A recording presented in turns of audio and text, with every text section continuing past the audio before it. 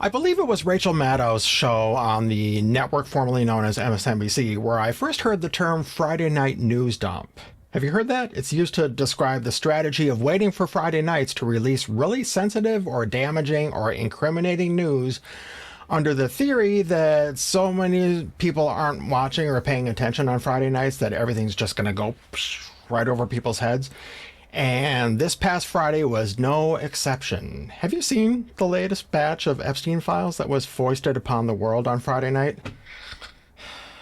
I'm sure a lot of it was just unremarkable and mundane, but the most damning pieces of info, and I'm not going to read them to you or show them to you because they're not that hard to find, but those pieces and passages are truly stomach-churning. And yes, Bill Clinton's name appears repeatedly in the Epstein files that were released on Friday night, alongside some other notable names. And to be clear, if Bill Clinton is proven to have committed criminal acts, I want him prosecuted and jailed, even though I like him, because I'm not in a cult.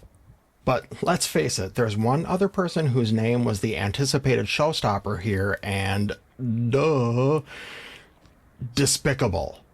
The acts that are attributed to our current president are despicable and disgusting, and if proven to be true, criminal. Now, for their part, the Department of Justice released a statement saying, in part, some of the documents contain untrue and sensationalist claims against President Trump that were submitted to the FBI right before the 2020 election. To be clear, the claims are unfounded and false, and if they have a shred of credibility, they certainly would have been weaponized against President Trump already. So, in other words, the DOJ, which is supposed to maintain independence, has already decided, even without any further investigation, that the bad parts about Donald Trump are fake news.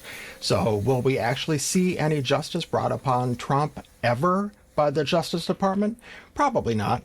But there are other types of justice that we could hope for. One, which is a pipe dream, is to see a mob of righteously angry citizens and legislators, Democratic and Republican, bust down the door of the White House and drag that fucking criminal out by his diaper like he deserves.